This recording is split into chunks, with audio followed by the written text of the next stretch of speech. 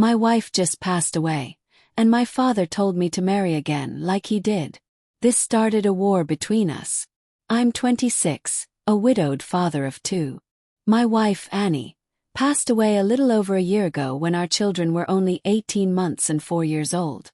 She was just 25. Losing her was devastating, but what shook me even more was the eerie parallel to my own childhood. I had lost my mother at almost the same age my kids lost theirs. I was only 5 when my mom passed away. Her absence wasn't just a single moment of grief. It was a shadow cast over my entire childhood. Everything felt muted without her. The house quieter, my dad busier, life a little colder. He did his best, but grief clung to him like a second skin, no matter how hard he tried to hide it behind long hours at work and forced smiles at dinner. I remember feeling confused as a child. Why my mom? Why our family? Friends would talk about their mothers. Mother's Day plans, bedtime stories, little moments I would never have again. Birthdays and holidays were the worst. Dad tried to make them special, but there's a particular kind of emptiness that comes from knowing someone who should be there never will be. As I grew older, that confusion turned into fear. Fear of loss, fear of attachment, fear of building something only to watch it crumble. Therapy helped, but the scars of losing a parent never fully fade. It shapes you, makes you wary, makes you hold on too tight or push people away entirely. Then I met Annie. She understood loss in a way most people didn't. She lost her father when she was just 6, taken too soon by an illness none of them were prepared for. That grief shaped her too, but in a different way. She was determined to be the pillar her dad couldn't be, to build a love so strong for our family that nothing, not even death, could take it away. But life, as it often does, had other plans. It started with what seemed like a minor illness. Something passing, something temporary. We thought little of it at first. But within months, our worst fears became reality. Annie was diagnosed with a terminal illness. Despite everything, she refused to let it define her. She spent every moment she could with our children, reading to them, playing with them, recording videos, leaving notes, creating traditions. She wanted to be there for them in every way possible, even after she was gone. She was desperate to break the cycle of loss that had haunted both of us. When she passed, the void she left behind was immeasurable. But even in grief, I saw the depth of her love reflected in our children. They spoke about her, remembered her in ways I hadn't even realized they could. She had embedded herself in their hearts, ensuring that, no matter what, she would never truly be gone. Annie had planned every detail of her farewell. She didn't want her funeral to be a place of mourning, but a celebration of the life she had lived. No all black, she had said, and maybe even some fireworks. So that's what we did. The morning of her funeral was bright and clear, almost offensively beautiful for such a painful day, yet perfectly fitting.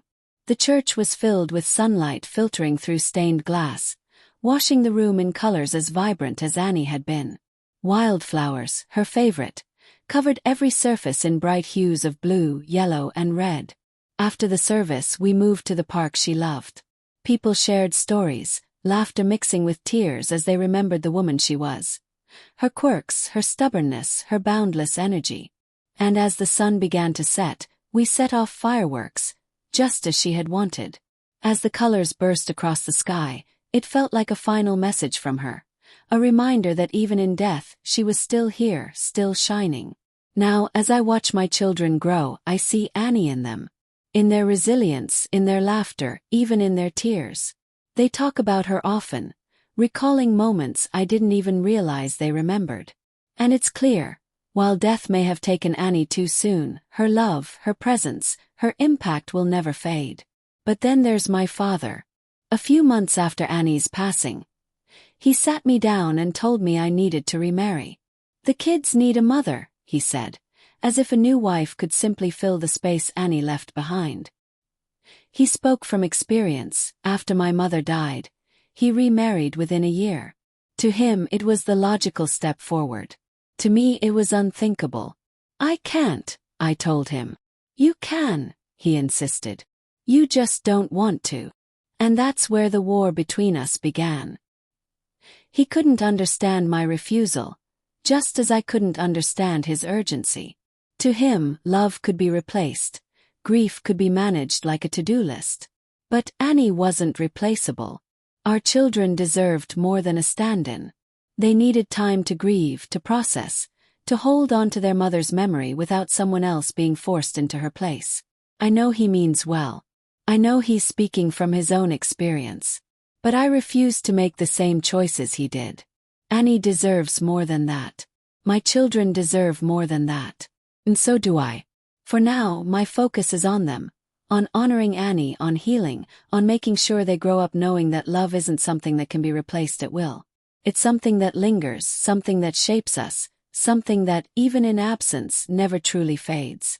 She lives on through them, through the stories we share and the love we keep alive.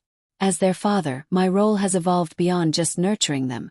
It now includes preserving the essence of what Annie wanted for them. A sense of security, love, and the knowledge that they were, and always will be, cherished no matter what life throws our way. Now, as I watch my children, I see the same confusion and loss reflected in their eyes. They search for Annie in simple moments, when they tie their shoelaces, when they accomplish something small, or when they need comfort after a bad dream. I recognize those feelings because I live them. It is a reminder of how deeply a child feels the absence of a parent, often in ways they cannot fully express. This shared experience has deepened my empathy and understanding of my children's emotions. I often find myself navigating their grief while managing my own, trying to be the rock they can lean on. It is not just about providing for them materially but ensuring they feel safe and loved, that they have space to miss their mom without feeling like they need to hide their grief. Their journey through loss has also reshaped my approach to parenting. I am more patient, more attuned to the unspoken parts of their sadness, and more proactive in addressing our emotional health as a family. We talk about Annie often, keeping her memory alive not as a shadow that lingers over us but as a light that continues to guide us. I strive to be present in a way I felt my dad struggled to be after my mom died. Seeing my children cope with their loss, I understand the long road ahead of them. I know the challenges they will face as they grow up without their mom, but I also see their resilience, and it gives me hope. It reminds me that while the pain of loss never fully disappears, it can be woven into the fabric of our lives, making us stronger and more connected to each other. I have promised myself to be there for them, to help them navigate this journey, and to ensure they never doubt they are loved, both by their mom, whose love continues beyond her absence, and by me, who stands with them every step of the way. After my mom passed away, the house felt suspended in time, with remnants of her life tucked into every corner. Her clothes still hung in the closet, her books remained on the shelves, and the air carried the gentle hint of her perfume. This stillness, this preserved world of hers, was abruptly disrupted when my dad announced he was remarrying. It had barely been a year since we had lost her, and the news hit me like a cold wave. Ellen moved in shortly after their wedding, bringing with her boxes filled with new items, new routines, and a presence that seemed to flood the spaces my mom had once inhabited. Her attempts at reorganizing the house, from rearranging the living room to replacing the curtains my mom had chosen, felt less like simple changes and more like erasures of the life we had lived. Ellen was kind, or at least she tried to be. She would cook meals she thought I would enjoy and make small talk, attempting to bridge the gap between us. However, her efforts felt forced. Each kind gesture, no matter how well intended, felt like an intrusion, as if she was trying to stitch herself into the fabric of a family portrait where she did not quite belong. I resisted, not out of spite for her as a person, but out of a deep-seated loyalty to my mom's memory and a child's grief that clung stubbornly to the past. The situation at home grew tense. My reactions to Ellen's changes ranged from silent withdrawal to outright defiance. I would put things back where Mom had left them, insist on using the same old dishes instead of the new ones Ellen brought, and avoid spending time in the newly redecorated spaces. I missed the familiarity of my old life, the comfort of knowing that every corner held a piece of my mom.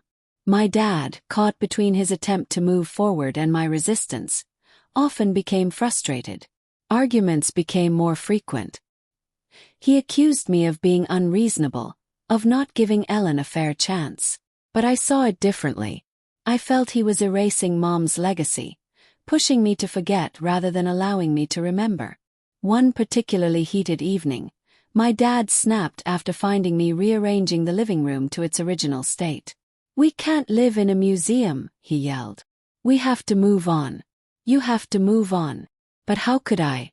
Mom's shadow was in every laugh that had echoed through these rooms, in every step I took around the furniture she had carefully chosen, in every scent that lingered. The house felt increasingly like a battleground, where every alteration to its old state felt like a fresh wound, a reminder of how swiftly and ruthlessly life could change.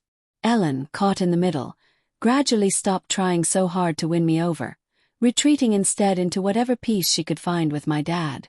During those initial months after Ellen moved in, the atmosphere in our home became increasingly strained.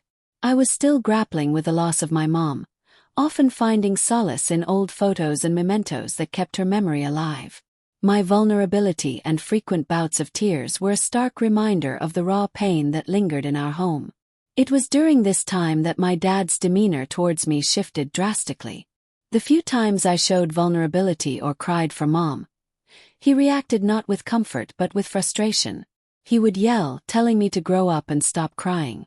It was clear he was grappling with his own pain, but his approach left me feeling abandoned in my grief. One night, after finding me crying in my room with a picture of Mom, he barked, "Enough! You need to grow up and stop crying all the time. Life has to move on."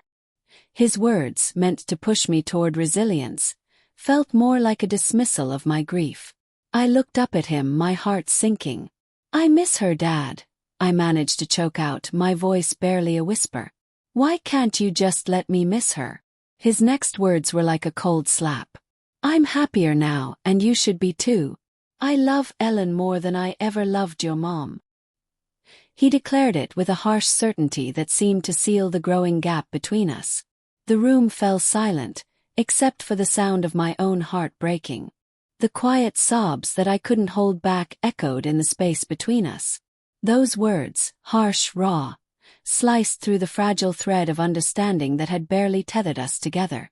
It wasn't just the loss of my mom that haunted me but the creeping loss of my dad, who had become a stranger, consumed by his own grief and newfound happiness.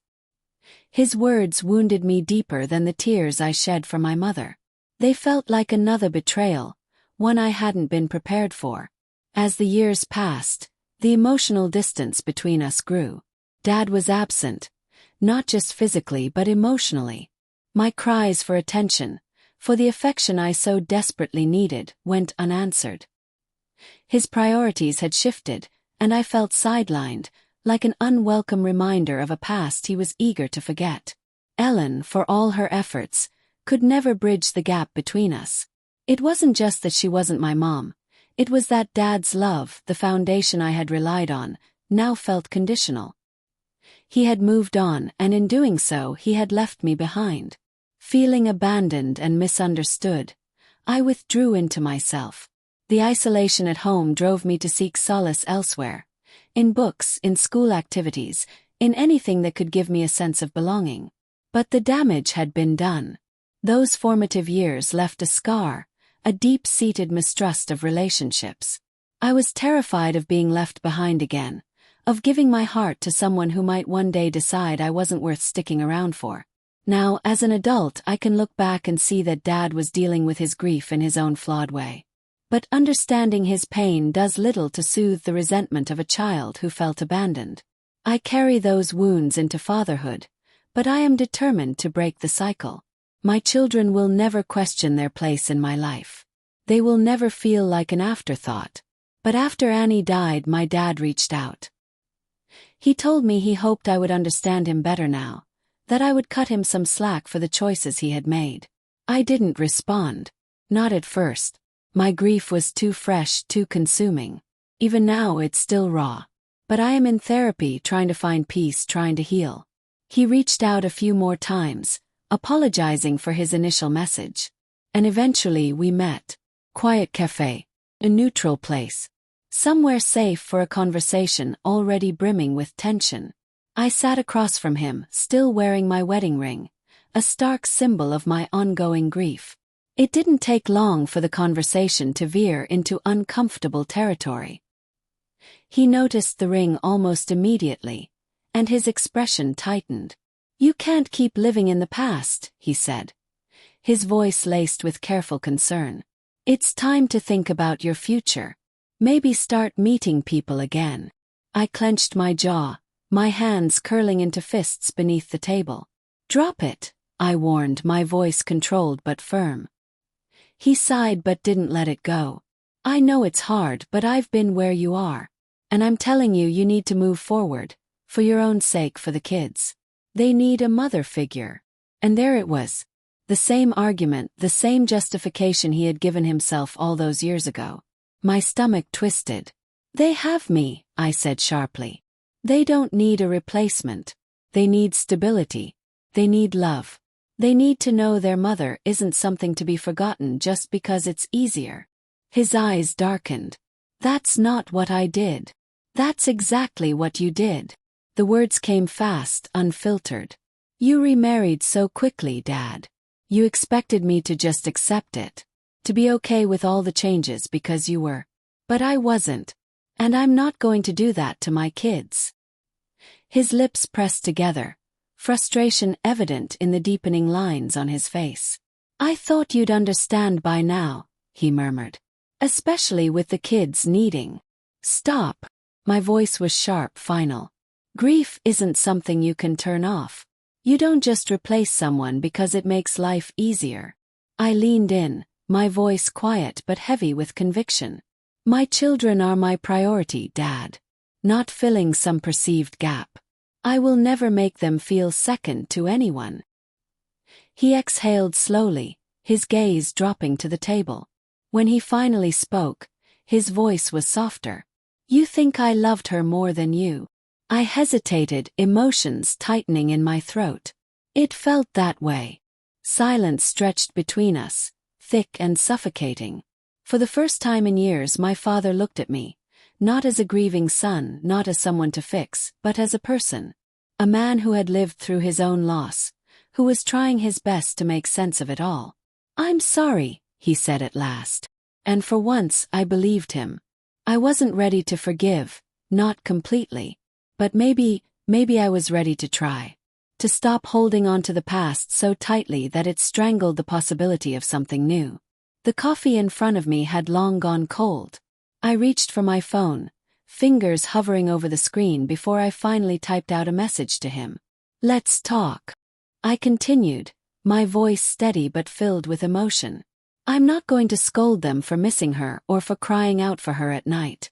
They're kids and they lost their mother. How could I possibly take that grief and make it about someone else's discomfort? That's not what they need. They need a dad who understands their pain, not one who silences it." My dad shifted uncomfortably, his eyes briefly dropping to the table before meeting mine again. "You think I don't know that?" he muttered, his voice a mix of defensiveness and weariness. "I think you forgot it when it mattered," I shot back, unable to keep the edge out of my voice. "You remarried so quickly, and it felt like you were trying to erase Mom from our lives. You expected me to just accept it, to be okay with all the changes because you were." I leaned forward, making sure my point was clear. "I'm not looking to find them a new mother. What I'm striving to do is be the best dad I can be, given the shitty hand we've been dealt. I want to give them stability, love, and understanding, not rush to fill a perceived gap with the first person who comes along." I paused, my heart pounding with the intensity of the confession. "And I will never ever make them feel like they are second to anyone else in my life, the way you did with me. You made it clear you loved your new wife more, and I felt like I had lost you too, not just Mom." His face tightened as if he wanted to argue, but instead, he finally said something about regret. How he regretted that I couldn't see his perspective, that maybe one day I'd understand. But as I walked away from that cafe, I knew that understanding wasn't just about seeing his point of view. It was about recognizing the deep divides in how we processed loss. I wasn't ready to forgive his past actions just because he had found happiness. My path was different, and I needed him to respect that without judgment or pressure. As I drove home, The weight of our fractured relationship felt heavier than ever. I realized that some gaps might be too wide to bridge. At least for now. The last time I saw my dad at that cafe, it felt like a definitive line had been drawn. In the weeks that followed, he tried to reach out a few times. Texts, a couple of voicemails.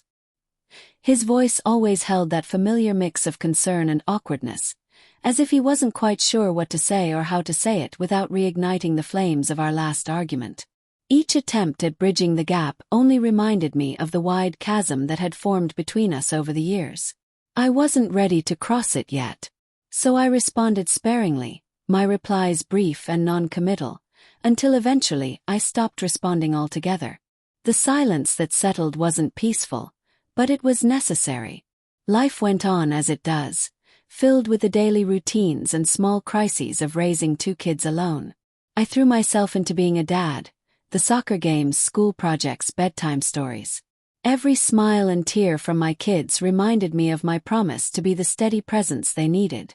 I often thought about that conversation with my dad, turning over his words and mine, questioning the harshness of my responses and the rigidity of my stance. Yet every time I considered reaching out, I remembered the feeling of being a kid who felt second best, and I'd retreat, convinced I needed more time. Months turned into a year. The seasons changed, and so did the kids. They grew taller, their faces losing the last traces of toddlerhood. My dad's attempts to connect became a memory, almost as distant as the happier times before Mom's death. And in the quiet moments, late at night when the house was still and my mind refused to rest, I pondered the cost of my steadfastness. Was holding on to my hurt worth the growing silence between us? It was a chilly evening, the kind that hinted at the approach of winter, when I climbed up to the attic to sort through some old boxes that had been gathering dust. The attic, with its musty smell and beams of moonlight sneaking through the small window, always felt like a capsule of the past, untouched and full of secrets waiting to be rediscovered. As I sifted through the boxes, my hands found an old photo album, its cover worn and slightly faded. Curiosity piqued. I sat down on an old creaky chair, the album resting heavily in my lap. Flipping it open, I was greeted by vibrant pictures of my mom and dad. They were younger then, full of life and laughter, captured in moments of sheer joy. Picnics in the park, beach vacations, quiet afternoons at home. Each photo was a portal to a time before grief had reshaped our lives, to a family that once was. My fingers traced the outlines of those happier days, lingering on the images of my dad with his wide, carefree smile. It struck me then how much I missed him, not just the physical presence, but the essence of who he had been before tragedy had turned him into someone I could barely recognize, let alone understand. Seeing him so happy and unburdened in these photos made the contrast with his later years even more poignant. A wave of nostalgia washed over me, softening the hard edges of the resentment I'd held onto for so long. It wasn't just my mom I missed, but my dad as he was back then. It dawned on me how much sorrow had changed him, how it had stolen that joyful person from the photographs and left someone else in his place. Someone consumed by his own grief, making choices I couldn't comprehend. Sitting there in the attic, surrounded by relics of my childhood, I felt the weight of years of misunderstanding and missed connections heavy on my chest. The memories of laughter and love, so vivid in those photographs, seemed at odds with the strained, awkward encounters that had defined our recent years. The realization was a quiet but profound turning point.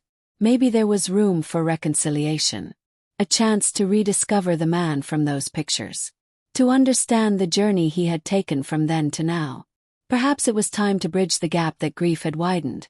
To approach him not just as the man who had made decisions I struggled to forgive, but as my dad, who had once been the entire world to a much younger version of me. Resolute, I closed the album, a plan forming in my mind. I would reach out to him, try to initiate a conversation, not just about what went wrong but about what had once been right.